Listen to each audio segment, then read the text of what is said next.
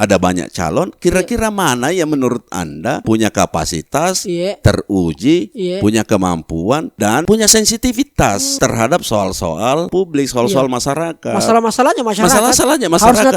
Harusnya tahu. Pak Ketua ingin mengajak para aktivis, ayo masuk ke dalam sistem. Ayo, kalau Anda mau memperbaiki keadaan, jangan hanya teriak di luar. Ayo masuk ke dalam. Tapi kasihan, kenapakah dosa generasi masa lalu kewariskan ke generasi kami yang justru berbeda eranya? Kalau ada anggota DPR yang kau telah perjuangkan selama ini, kau berjuang habis-habisan, saya bilang jangan biarkan dia di zona nyaman. Paksa dia dengan segala cara untuk dia bertanggung jawab atas mandat yang telah kau berikan. Dan kami pemilu kalau banyak bilang gitu orang baik. Tidak juga sebenarnya kalau saya. Tidak juga, kita tidak terlalu sepakat dengan. Iya, saya tidak terlalu sepakat. Karena begini, masyarakat juga itu akan fokus ketika tahun politik, ketika ada pencalekan. Mereka juga abai sebenarnya dengan situasi. Saatnya bilang kamu kelas. Halo Cika, kembali lagi di Kamu Kelas Podcast bersama saya Rizal Jamal. Seperti biasa, tahun politik ini memang luar biasa, sangat seksi, sangat menggeliat. Dan kali ini saya berhasil datangkan salah satu ketua partai yang ada di Sulawesi Selatan. Bahkan saya bilang ini jadi ketua partai agak lain daripada yang lain. Tapi langsung saja kita obrolkan karena banyak sekali fenomena yang saya mau uji beliau. Karena beliau juga sekarang menjadi anggota DPRD Provinsi Sulawesi Selatan. Langsung kita persilakan beliau dengan melalui sebuah pantun. Bunga mawar, bunga melati, bunga diberikan pada kerabat. Sungguh senang rasanya hati. Sudah datang anggota DPR kita Pak Ketua Kakak Azhar Arsyad. Assalamualaikum. Waalaikumsalam warahmatullahi wabarakatuh. Panjang dulu intro. Jadi begitu ceritanya, ritmenya di sini Pak Ketua. Kita harus pakai pantun ya supaya natongi perasaan. Ya. Walaupun berat-berat mau dibahas ini. Karena Imam ada Pak Ketua. Alhamdulillah. Karena akhir-akhir ini saya lihat ya memang perlu banyak orang-orang partai langsung saya mau ini karena banyak sekali saya disenggol-senggol di Instagram Pak Ketua.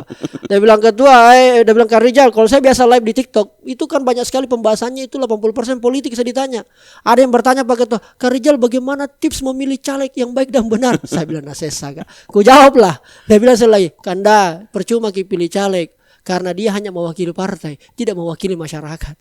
Itu pertanyaan pertama aku ini Pak Ketua. Kita toseng sebagai ketua PKB Sulawesi Selatan yang menurutku kayaknya satu-satunya aktivis yang jadi ketua partai di Sulu. Rata-rata latar belakangnya pengusaha ya, birokrat dan sebagainya. Itu bagaimana itu Pak Ketua? Anak-anak milenial tanya begitu. Pertanyaan pertamanya berat sekali. Aduh, hati jampung. Jadi memang memilih caleg memang itu apalagi Gen Z itu memang karena karakternya juga Gen Z itu kan berbeda ya. Betul. Artinya kalau kita berlebihan menampilkan terlalu lebay, dia juga malah lari. Betul. Alergi langsung. Betul. Kalau saya sebenarnya di mana-mana di setiap kegiatan di masyarakat, saya selalu menyampaikan hal yang sama ya, bahwa cara memilih caleg sebenarnya itu ibarat kalau karena saya kan petani. Oke. Jadi dapilnya apa Ketua ini Pinrang Sidrap and Rekang. Oke. Jadi saya selalu tanya, ibarat Anda cari parang yang tajam. Oke. Ya, karena kenapa itu penting untuk dipakai menyiangi tanaman-tanaman liar, pakai membelah kayu dan seterusnya. Artinya bahwa cari orang yang punya kapasitas dan kompetensi. Jadi cari orang yang betul-betul memadai ya, karena menjadi anggota DPR itu kan tugas utamanya adalah mengagregasi, kan memperjuangkan kepentingan rakyat. Baik. Nah, bagaimana bisa Anda memilih orang kalau bicara saja di depan publik itu tidak bisa. Bicara yang muncul itu setiap event itu hanya orang tuanya atau tim suksesnya. Oke. Jadi ya pandai-pandai lah memilih. Karena kan demokrasi ini menyediakan caleg. Ratusan caleg. Ada menunya Pak Ketua. Ada menunya. Partai yang siapkan. Oke. Silakan masyarakat, demokrasi itu menyediakan sarana untuk di-tracking, diperiksa. Iya. Silakan diperiksa. ada banyak calon, kira-kira mana yang menurut Anda punya kapasitas, teruji, punya kemampuan, dan punya sensitivitas, sense terhadap soal-soal publik, soal-soal masyarakat. Masalah-masalahnya masyarakat. Masalah-masalahnya masyarakat. Harus tahu. Oke. Yang kedua, tapi sebaliknya menurut saya jadi anggota DPR itu, jadi politisi itu tidak cukup hanya sekedar memiliki keterampilan berbicara. Ada banyak sekali kasus politisi itu kan jago sekali bicara. Selalu menceramai masyarakat. Karena begini problem politisi kita di Indonesia. Salah satu persoalan yang kita hadapi, saya bicara atas nama ketua partai ya. Salah satu persoalan kita hadapi itu adalah kaderisasi dan rekrutmen. Iya kan? Tidak banyak orang yang misalnya punya kemampuan, punya kapasitas, punya pengalaman yang mau menjadi anggota DPR, yang mau jadi politisi. Bahkan dalam beberapa kasus, jadi politisi itu kan siapa coba? Mau jadi pegawai negeri tidak lulus, mau jadi pengusaha tidak ada modal. Pilihan terakhir, Bos. Pilihan terakhir. Nah, belum lagi soal kapasitas. Jadi banyak. Jadi maksud saya, tidak ada juga pendidikan formalnya sebenarnya itu menjadi politisi kan? Ya kalau mau jadi dokter ada sekolah profesinya. Betul. Mau jadi konten kreator? Iya ada sekolahnya, ada pelatihannya. Ya. Saya bilang di mana pendidikannya politisi? Ya di masyarakat. Oh di masyarakat? Iya. Lalu partai apa gunanya Pak Ketua? Iya maksud saya begini, politisi yang baik itu adalah politisi yang punya kemampuan mendengar keluhan, jeritan masyarakat. Jadi partai itu adalah kan begini, partai itu kan tugasnya adalah menyediakan ilmu kan, tapi kan implementasinya juga di politisi kan. Oke. Di orangnya. Jadi makanya itu tadi soal kakinya di mana politisi. Ya kakinya ada dua-dua.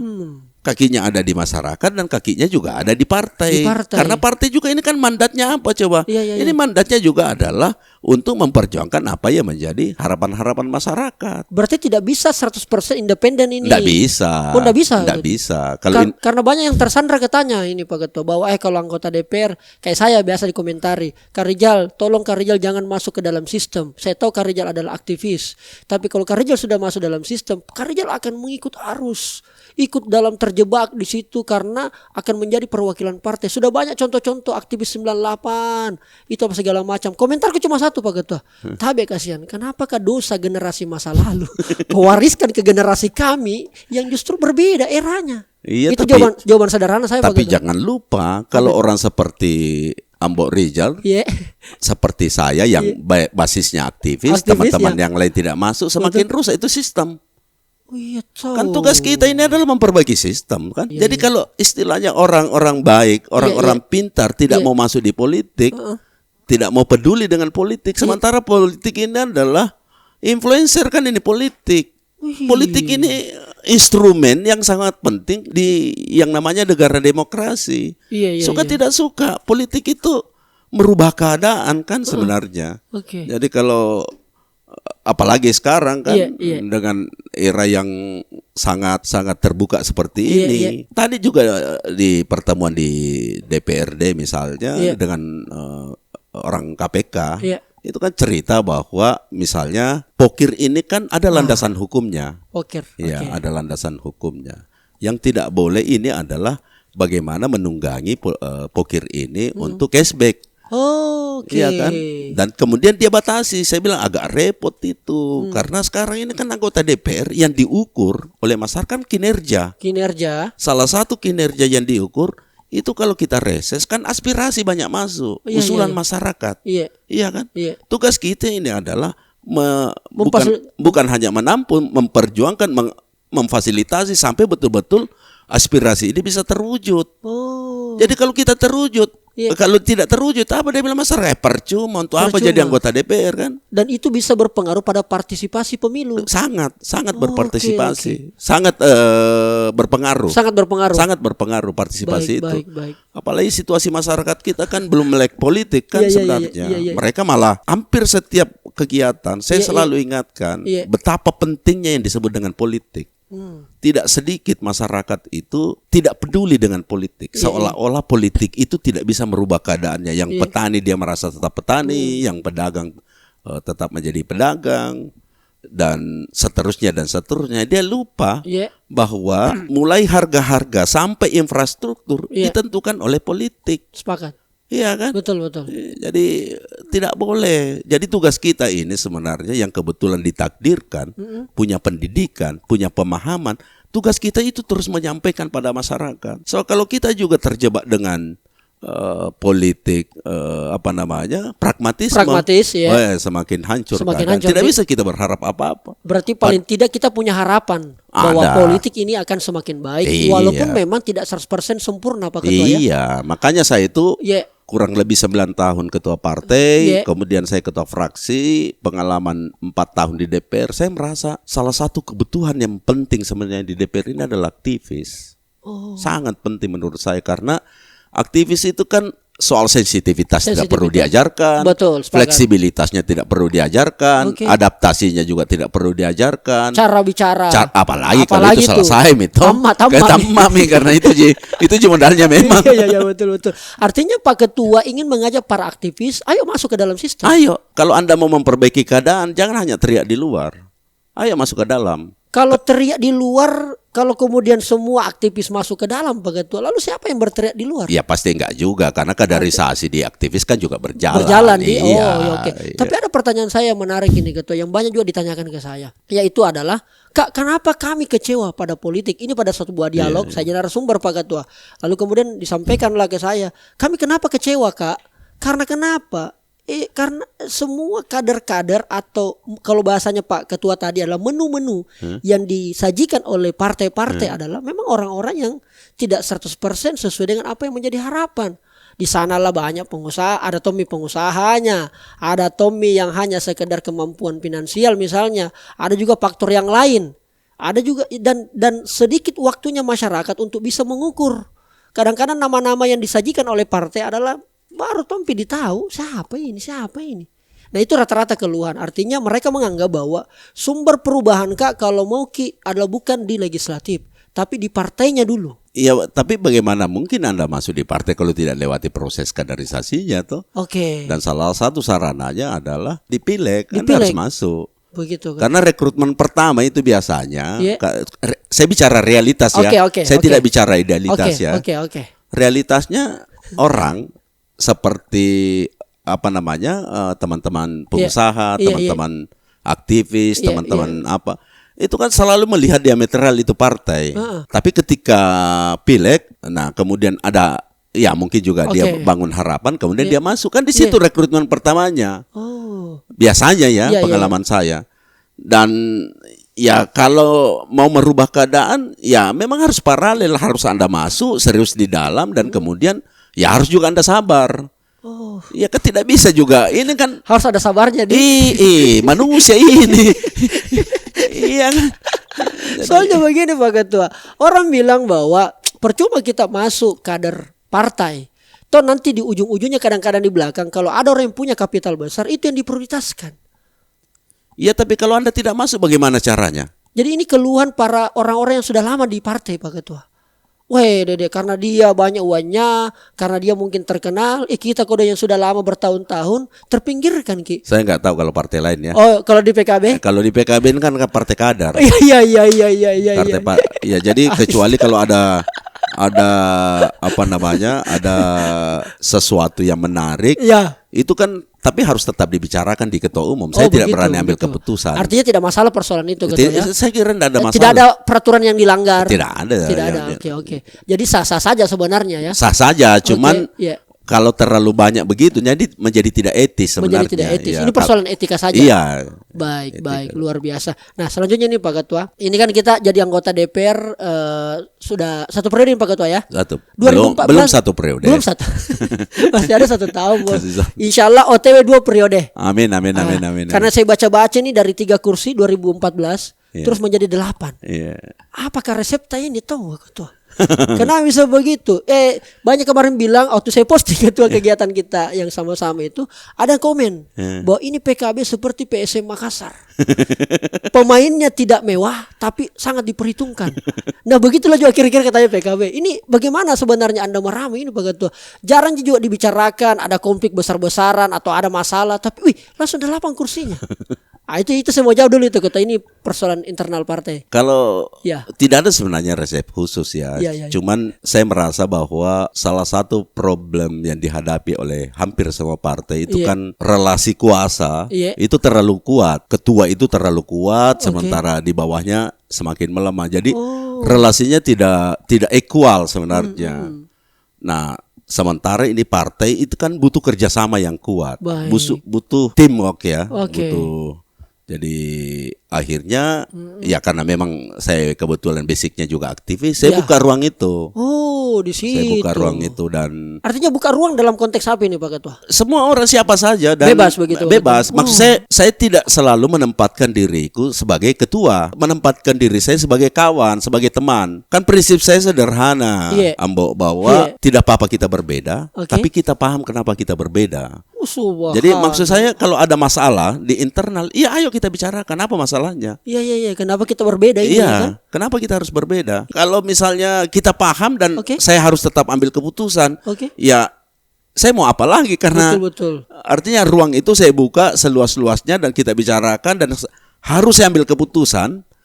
Ya, yang penting saya sudah sampaikan kan. Iya, tugasnya kemudian paham Miko. Iya, paham. Begitu. Yang kedua, tidak pernah sama sekali berharap ada anggota DPR yang terpilih itu dengan cara-cara kecurangan. Saya memang selalu bilang. Artinya banyak ya Pak yang selama ini masih pakai cara curang Pak. Enggak tahu. Ini kalau aktivis ditanya ada tahu permainan. Oke Pak Ketua. Oke. Jadi saya selalu beritahu teman-teman.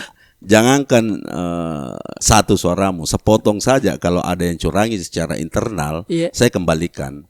Karena bagaimana caranya kita tahu itu Pak Ketua? Misalnya ada laporan dia dicurangi, kasih saya bukti, saya akan atas nama partai akan berusaha memperjuangkan itu, mengembalikan itu suara. Karena menurut saya kekuasaan itu kalau ditempuh dengan cara-cara tidak benar itu artinya tidak berkah dan untuk apa sebenarnya? Masya Allah. Baik. Mandat kita ini kan hadir untuk memperjuangkan kepentingan orang. Tapi kalau kita tempuh itu cara-cara itu tidak benar, bagaimana mungkin? Istilahnya sapu kotor menyapu lantai bersih tidak mungkin. Pasti tetap akan kotor. Tetap kotor. Tapi kemudian begini Pak Ketua, kan selama ini kita melihat juga itu adalah ketua itu betul-betul sangat dikultuskan. Ketuaku, siapa ketua? Kita tegak lurus sama Pak Ketua. Itu kan fenomena yang terjadi bahwa ketika kemudian sangat mengkultuskan sosok atau figur ketua, akhirnya kadang-kadang hal-hal yang di luar norma pun diikuti juga, loyal juga. Penting loyalitas sebagai seorang kader kepada ketuanya walaupun mungkin kadang-kadang ada sedikit belok-belok. Kepada pimpinan itu kayak bagaimana kalau penting itu loyalitas sebenarnya di partai di institusinya. Kalau di individu menurut saya bagaimana ya? Saya ini kan selalu merasa bahwa kekuasaan itu modalnya hanya 2. Memberikan harapan atau mengintimidasi. Kan itu modalnya ketua itu. Jadi cuman saya merasa bahwa sedapat mungkin ini intimidasi tidak perlu dipakai sepanjang ini harapan-harapan ini memberi harapan itu bisa berjalan maksimal. Iya kan? Untuk apa kita intimidasi orang? Kalau misalnya kita bicara baik-baik dan dia mau berubah kan itu kan masalahnya. Karena pendekatan intimidatif menurut saya tidak sustainable, tidak tidak langgeng sebenarnya. Ya orang takut itu pada saat itu, tapi setelah itu di situ. Iya, jadi saya ini 9 tahun jadi ketua partai, sudah 2 kali pemilu 2014, 2019. Alhamdulillah belum ada yang saya PAW, belum ada saya intimidasi, belum ada juga riak-riak yang muncul. Ada riak-riak pasti, tetap ada riak-riak. Dinamikanya pasti ada, namanya manusia kan. Biasa terjadi. Apalagi partai politik, tempatnya orang punya kepentingan tuh, ya kan. Tapi kalau sepanjang kita bicarakan bareng-bareng, Kemudian setelah itu kita beritahu bahwa saya akan ambil keputusan ini karena ini sudah ada perjanjiannya bla bla bla bla, ya harus diterima. Harus diterima. Iya. Itu persoalanmu lagi kira-kira kalau kau tidak suka. Iya, karena saya begini prinsipnya, betul. kan ada gium dalam politik itu kan, satu musuh terlalu banyak, 1000 kawan terlalu sedikit kan.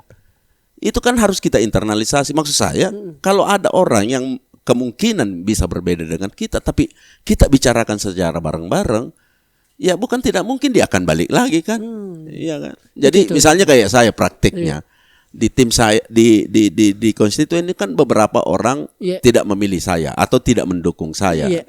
Tim saya ini bilang, jangan pakai beti-beti itu Kak, karena dia dulu begini-begini. Saya bilang, jangan kok. Jangan kasih program itu. Iya, jangankan program untuk komunikasi saja saya kadang-kadang jangan beti-beti itu Kak. Jangan pakai bantu bla bla bla.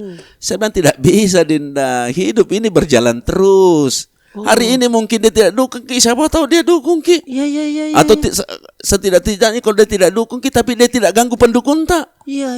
Jadi saya selalu harus berprinsip bahwa semua orang punya punya hal yang baik lah. Tidak mungkin juga seluruh orang itu jahat. Betul. Iya. Itu poinnya. Nah, sekarang ini Pak Ketua, kan kita ini ada 8 ya kursi di Alhamdulillah DPR. 8. Dan juga ketuanya ada di sana menjadi ketua fraksi. Bagaimana kita rasa ukur kinerja anggota DPR itu cocok atau tidak, ideal atau tidak?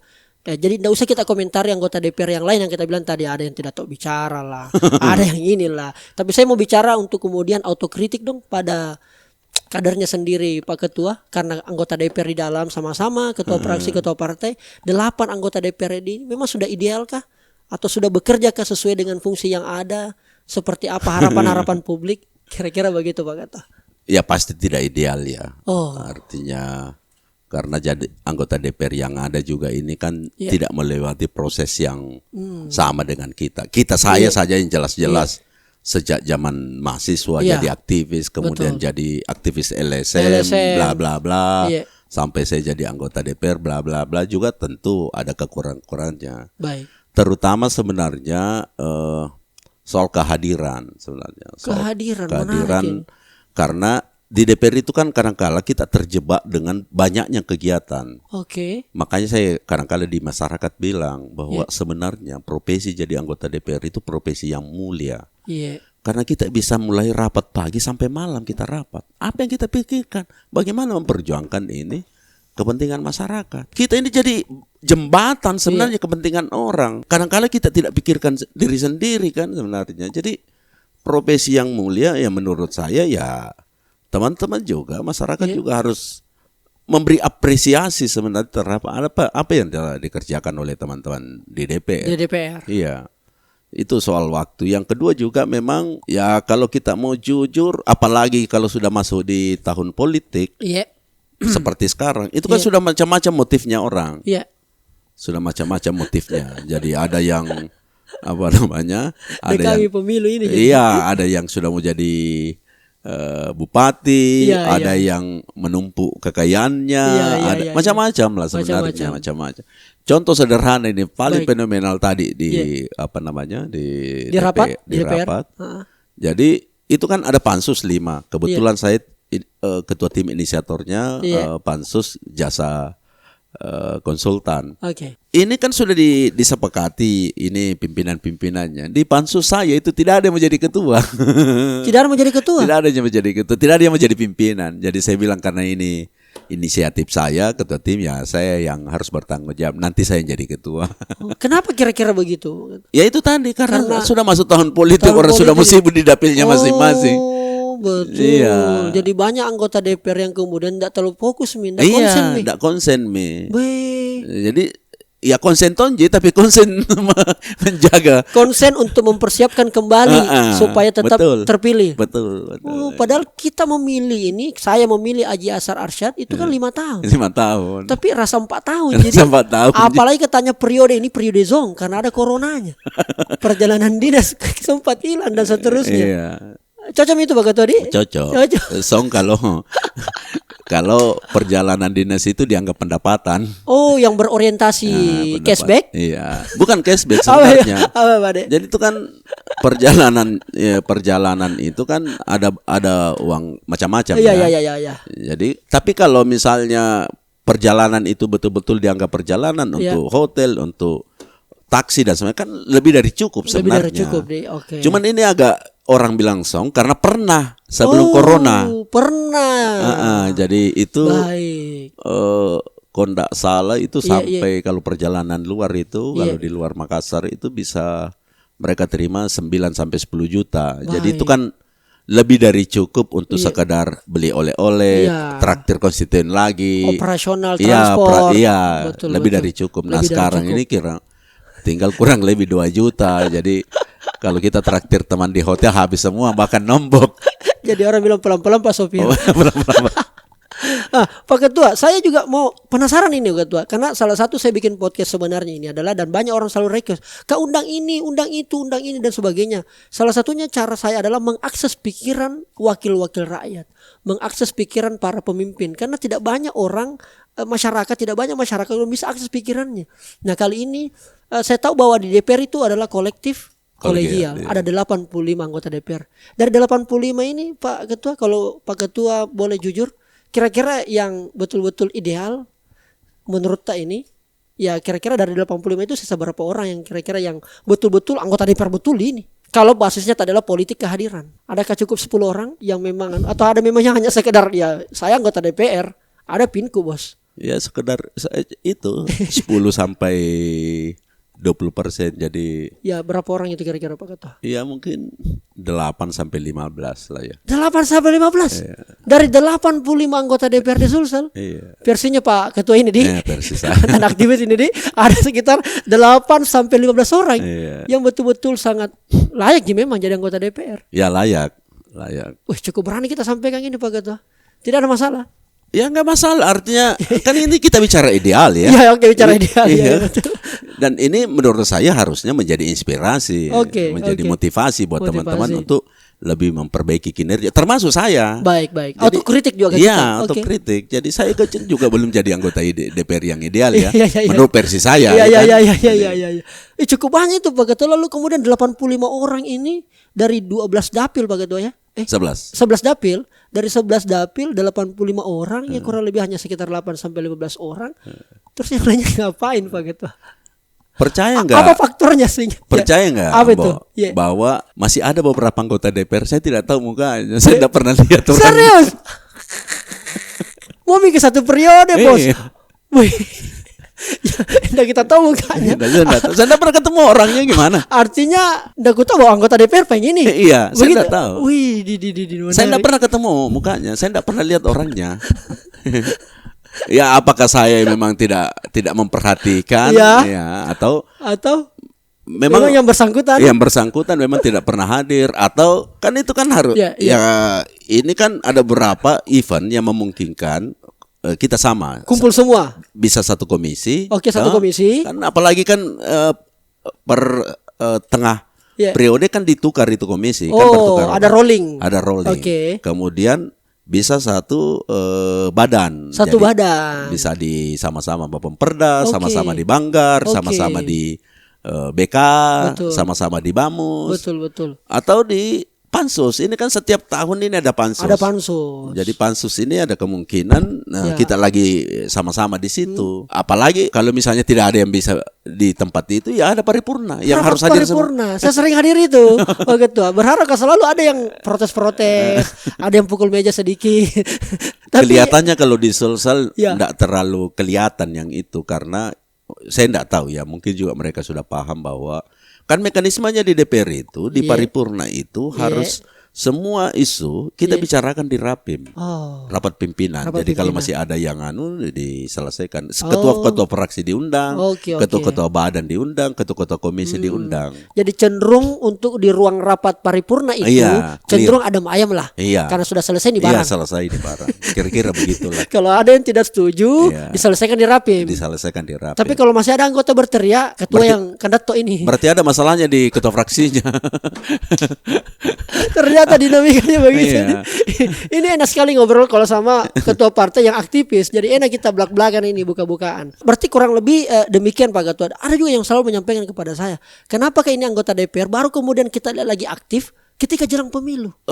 Aktif bermedia sosial, aktif di Facebooknya dan sebagainya. Kenapa? Berarti makanya selalu orang bilang, oh kami pemilu kalau abahnya bilang gitu orang baik. Orang Nggak juga sebenarnya kalau saya. Nggak juga. Kita tidak terlalu sepakat dengan. Iya, saya tidak terlalu sepakat. Cuman karena begini. Masyarakat juga itu akan fokus di soal pemilu ketika tahun politik, ketika ada pencalekan. Mereka juga abai sebenarnya dengan situasi. Oh, begitu. Iya. Makanya saya kadang-kadang bercanda di masyarakat. Pokoknya kalau ada pengantin, ada kematian, kalau ada orang dia jabat tangan mulai depan sampai belakang berarti caleg itu.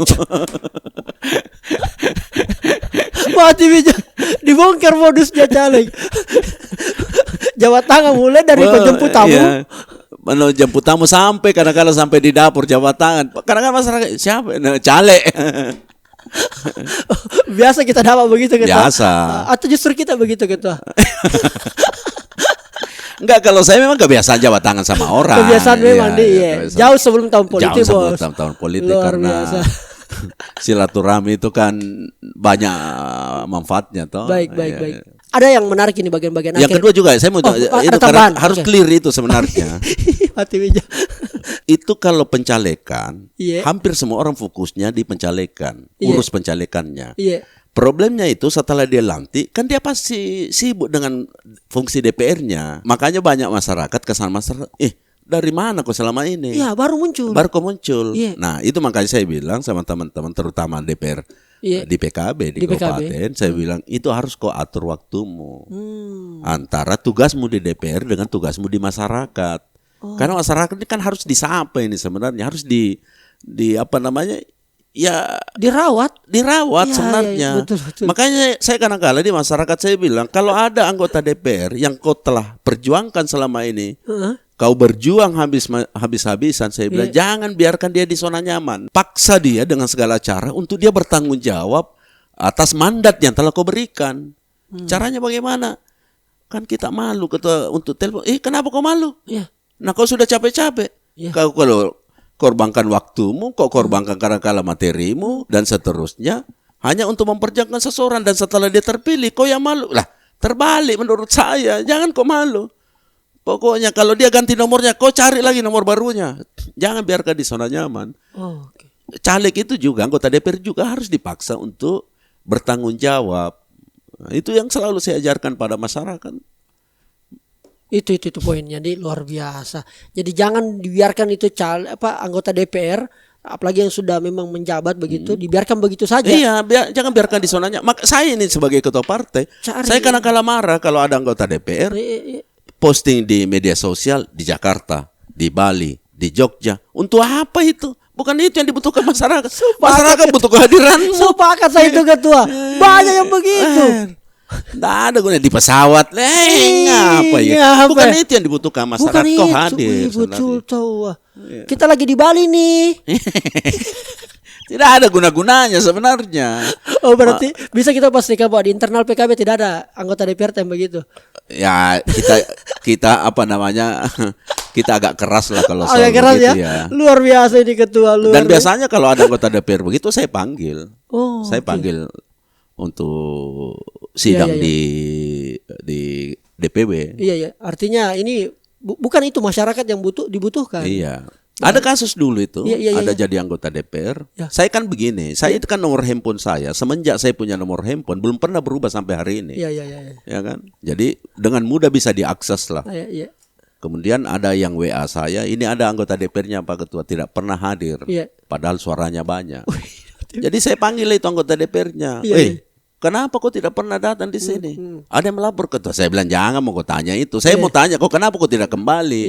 Nah banyak sekali suaramu di situ. Bilang Ketua mahal sekali saya belikan suara di situ.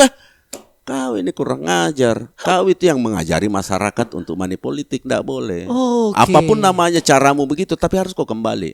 Saya tidak mau tahu.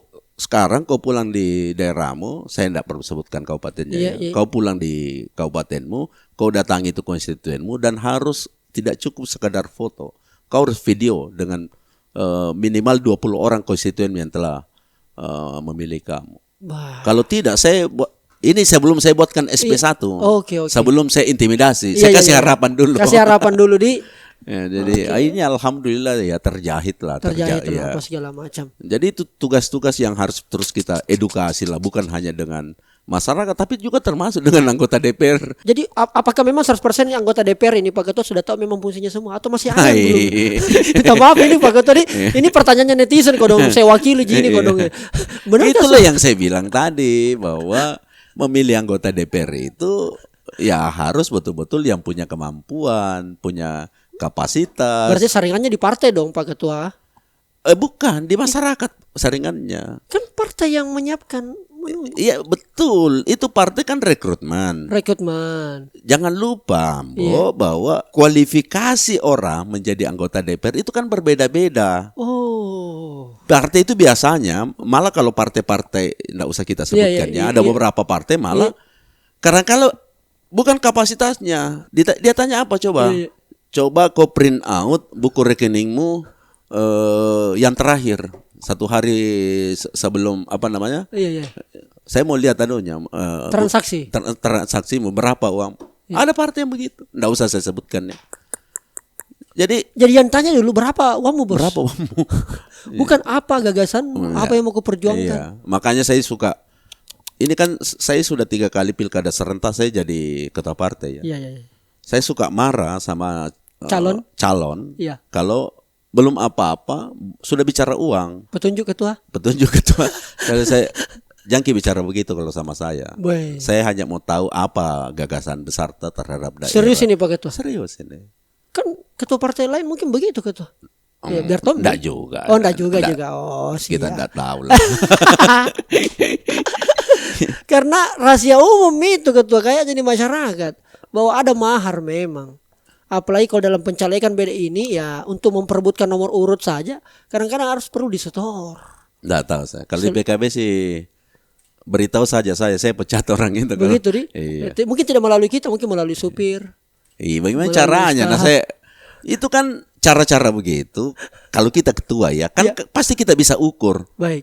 Kan itu cara-cara begitu itu artinya bahwa secara normal ini tidak mungkin. Baik. Ya kan kalau dia punya kapasitas, dia punya kelebihan, dia punya keterampilan, dia punya kemampuan, ya kan? Kan kita bisa ini nomor 1. Iya kan? Ini dengan pertimbangan geopolitik. Memang variabelnya banyak. Ya, termasuk geopolitik. Karena kalau ada orang tiba-tiba tidak jelas latar belakangnya, tiba-tiba mau nomor 1. Kemudian memaksakan itu kan pasti ada apa-apanya kan? Oh, paham. Iya. Oke. Dan kalau saya sih sejauh yang saya ingat saya ya karena saya 1 tahun sebelum 2013 saya sudah ketua, saya sudah ikut di pileg di 2014, 2019. Setahu saya kalau di PKB enggak ada itu. Enggak tahu kalau ada yang ya namanya sistem ya mungkin ada saja celah-celahnya. Betul. Ya. Berarti PSM atau juga mungkin kadang-kala juga kan ya pembeli rokok lah mungkin dia kasih anak-anak. Betul. Operasional. Enggak sampai juga operasional. Ini bagusnya ketua, berapa kali saya mau coba selalu beliau tunggu dulu. Enggak clear ini barang. Ketua bagian-bagian akhir ini ketua. Ini sudah menjadi asumsi publik juga ketua. Berapa sih Pak Ketua biasa godaan yang paling banyak mau datang ke kita? Ada mungkin mau diloloskan, ada mungkin mau diperjuangkan. Tapi program ini harus kita setujui. Karena kan ini kan fenomena juga banyak anggota DPR yang terjebak pada korupsi Pak Ketua. Yang kemudian akhirnya ya biasa macam lah. Ini bukan hanya di Sulsel, di berbagai daerah terjadi. Pernahkah ada juga memang ceritanya ada yang masuk mau menawar ke kita? Pak Ketua tabe tak dulu kasih saya dulu kasih lancar-lancar ke dulu barang-barang apakah? Tabe ada tak itu nanti saya berapa paling banyak besar godaannya Pak Ketua? Bukan berapa paling banyak, saya juga tidak tahu. Perasaan saya belum ada. Serius ini Ketua? Iya, saya tidak tahu ya mungkin karena saya ketua partai atau apa. Tapi memang ya awalnya sih ada beberapa, tapi terutama itu soal pokir ya. Oke. Soal pokir, dia tawari begini. sekian persen uang muka, bukan uang muka, terima uang di depan, bla bla bla. Saya bilang jangan kau, saya cari mau orang lah.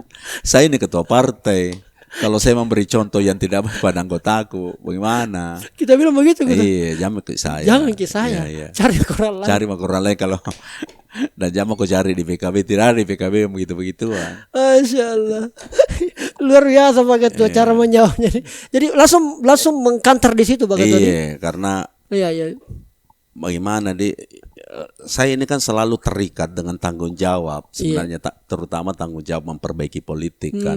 Iya karena kita simbol partai. Iya, saya simbol partai dan saya kan lama kerja jadi konsultan dan gaji saya dulu dolar. Iya.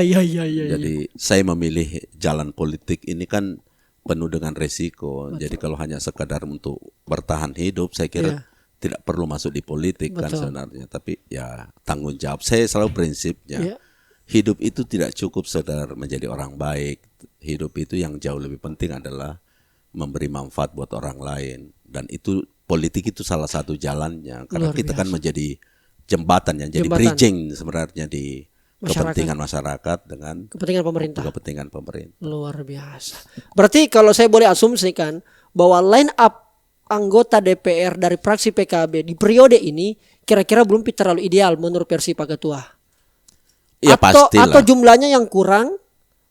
Kalau jumlah sedikit dan banyak berpengaruh Pak Ketua ya dalam pengambilan keputusan. Tapi kalau suara masyarakat maksudnya tetap kritis kayak ini PKB lah kira-kira begitu di provinsi ini. Jadi ini tidak ini di DPR terutama di provinsi dan kabupaten kan itu ada problemnya di undang-undang. Iya. Karena di undang-undang itu 23 menyatakan yang disebut dengan pemerintah provinsi adalah gubernur dan DPRD. Bedanya itu rezimnya dengan pusat. Dua hal yang terpisah. Baik. Kalau kita ini kan satu kesatuan. Baik. Antara pemerintah kabupaten dan anggota DPR-nya, pemerintah provinsi dengan DPR-nya, sama-sama pemerintah provinsi. Jadi yang dimaksud dengan kritis itu tidak seperti yang kita bayangkan seperti ada yang namanya oposisi. Tidak bisa. Ini kan harus sinergi sebenarnya. Harus sinergi. Ya, jadi mana yang bisa kita support, kita harus support. Mana yang harus kita kritisi, kita kritisi. Jadi di DPR itu tidak sekedar menjadi diametral antara pemerintah dengan DPR, enggak juga sebenarnya kan ini kalau ini barang satu mandat tidak jalan. Tidak ada jadi. Betul. Tidak ada jadi. Jadi memang harus kita kerjasama sebenarnya. Tapi bukan berarti tidak kritis Pak Ketua. Tetap kritis.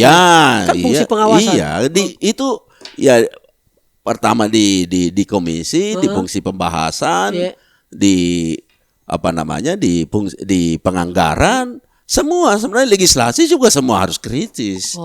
Nggak bisa juga kita sekadar yes man. Makanya itu kenapa penting itu kehadiran.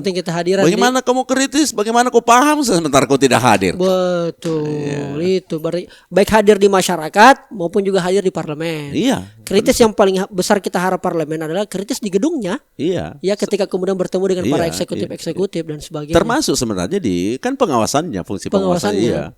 Setelah kita rancang secara bersama-sama, implementasi juga kita harus tetap kawal, diawasi Pak Ketua ya. Iya, diawasi. Luar biasa. Oke, luar biasa, tidak terasa obrolan kita cukup sudah panjang ini Pak Ketua. Siap. Saya tentu berharap mudah-mudahan apa yang kita sampaikan ini kan menjadi jejak digital Pak Ketua. Masyarakat akan bisa menagih. Jangan sampai salah-salah dan seterusnya. Ya itulah generasi native digital hari ini, generasi milenial, generasi saya dan KPU kan kemarin sudah merilis bagaimana pemetaan jumlah pemilih berdasarkan usia. Dan kami anak muda yang paling terbanyak. Alhamdulillah. Dan itu yang lebih menentukan siapa pemenang pemilu. Berarti harapan Mana. Dan Pak Ketua insya Allah lanjut 2 periode Pak Ketua ya. Amin. Siap. Amin. Komposisi sudah aman Pak Ketua. Aman. Seluruh kabupaten dan juga provinsi sendiri insya Allah. Aman. Iya. Insya Allah. Target kayaknya enggak muluk-muluk Pak Ketua, realistis saja. Iya, realistis saja. Yang penting target pimpinan ya. Iya, amin. Realistis tapi target pimpinan. Makasih banyak Pak Ketua siap. sudah hadir di Kamu Kelas. Silakan tulis di kolom komentar bagi yang tidak setuju dengan statementnya tadi Pak Ketua atau apa saja unek-unek terutama mereka yang berasal dari dapilnya beliau ya, orang Pinrang, orang Sidap, orang mereka ini salah satu perwakilan tak selesaikan ini barang. Dan terima kasih banyak dan saatnya bilang kamu kelas. Makasih banyak Pak Ketua. Iya, siap. Assalamualaikum warahmatullahi wabarakatuh. Waalaikumsalam warahmatullahi wabarakatuh. Saatnya bilang kamu kelas.